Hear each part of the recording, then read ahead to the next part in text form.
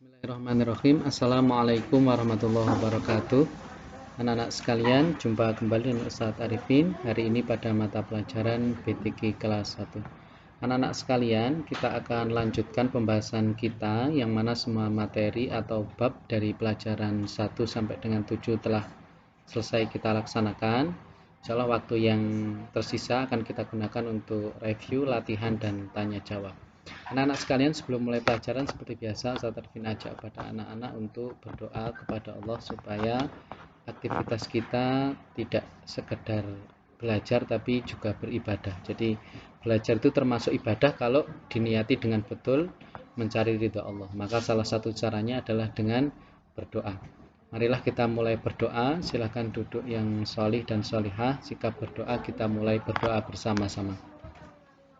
A'udzu billahi minasyaitonir rajim. Bismillahirrahmanirrahim. Raditu billahi rabba wa bil islami dina wa bi Muhammadin nabiyya wa rasula. Rabbi zidni ilma warzuqni fahma. Amin. Baiklah anak-anak sekalian, kita akan lanjutkan. Pada pertemuan yang lalu kita telah membahas tentang sifatul huruf. Jadi beberapa huruf memiliki sifat-sifat tertentu, terutama huruf-huruf hijaiyah ini. Karena kita bukan orang Arab, artinya kita perlu belajar cara mengucapkan ataupun sifat-sifat dari setiap huruf itu. Ini sudah, kemudian pertemuan yang lalu ini juga sudah. Insya Allah pertemuan hari ini kita akan membahas 3 huruf, yaitu huruf dal, za, dan ro. Insya Allah 3 huruf itu akan kita latihan bersama. Kemudian ada nanti Ustaz Arifin sampaikan kesalahan-kesalahan umum yang terjadi dalam mengucapkan beberapa huruf tersebut. Anak-anak sekalian, yang pertama kita mulai dari huruf dal. Anak-anak sekalian mungkin bisa lihat di layar ada huruf dal, bisa lihat huruf dal. Beberapa kesalahan yang umum terjadi oleh orang-orang Indonesia, mereka mengucapkan dal tapi dengan nada atau dengan penekanan yang keliru, sehingga bacanya da, itu salah. Jadi bacanya tidak boleh da tapi da. Maka kalau ada kalimat atau kata adada, tidak boleh dibaca adada. Jadi tidak boleh adada, tapi yang betul adalah adada.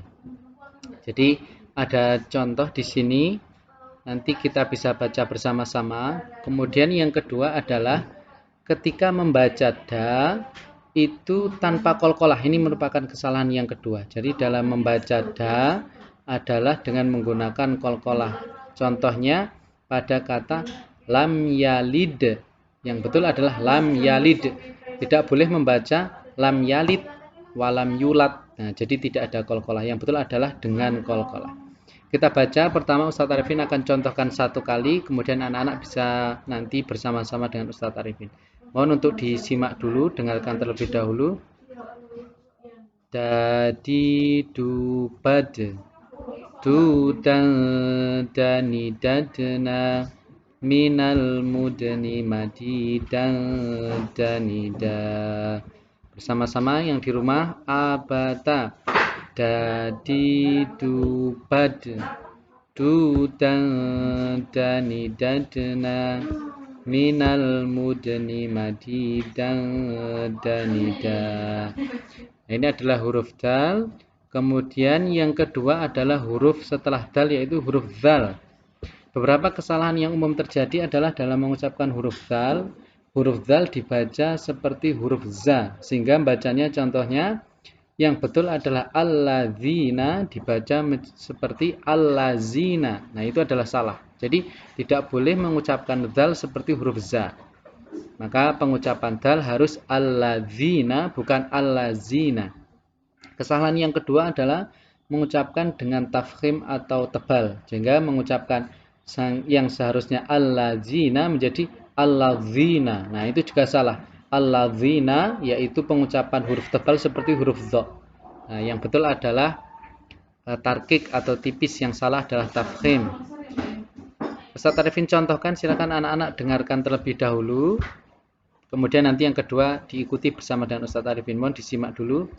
Dzati dzubad dzu dzani dzatna minal mudni madzi dzanida. Bersama-sama yang di rumah, abata Dzadi dzubad dzudan dzani dzadna minal mudni madidan dzanidza. Yang ketiga atau yang terakhir adalah huruf ra. Beberapa kesalahan yang umum terjadi dalam mengucapkan huruf ra adalah adanya getaran yang berlebihan. Contohnya ketika mengucapkan ro ri ru dibaca ro ri ru. Jadi getarnya dalam pengucapan huruf ra yaitu berlebihan, itu tidak betul. Contohnya ro ri ru. Yang betul adalah ro ri ru. Yang kedua adalah ro fathah sering dibaca o dengan membulatkan bibir, sehingga ro seharusnya ro tapi dibaca ro. Jadi ada suara o, padahal di Arab itu tidak ada o, tidak ada pelafalan o. Jadi adanya ro ya bukan ro. Ro tapi bukan ro. Contoh yang Ustadz Arifin lihat ada di bagian bawah. Ustadz Arifin satu kali kemudian lanjutkan anak-anak. Ro ri ru bar ru ror roni rorna minal murni mari ror roni ro.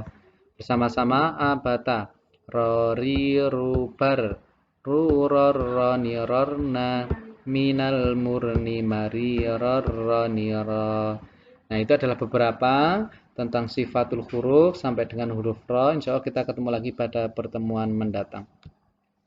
Anak-anak sekalian, untuk tadi kita sudah melaksanakan qiraah. Untuk tugas evaluasinya adalah tugas kitabah, yaitu anak-anak untuk menulis kitabah surat Al-Fatihah. Pada pertemuan yang lalu kita sudah tulis ayat 1 dan 2, kemudian pertemuan yang lalu ayat 3 dan 4, kemudian pertemuan hari ini adalah ayat ke-5 dan ke-6. Kemudian Ustadz Arifin sampaikan apabila ada anak yang kemarin keliru. Ustadz Arifin kemarin keliru dalam menulis penugasan, yaitu yang seharusnya 34 tapi tertulis 23. Sehingga ayat 2-nya terulang, maka yang belum menulis boleh dilengkapi, yang sudah menulis berarti tinggal melanjutkan ayat ke-5 dan 6. Tugas evaluasi difoto dan kirimkan ke Ustadz Arifin. Terakhir kita akhiri bersama dengan baca doa. Bismillahirrahmanirrahim. Allahumma arinal haqqa haqqa warzuqna tiba'a warinal batila batila warzuqna ijtinaba. Assalamualaikum warahmatullahi wabarakatuh.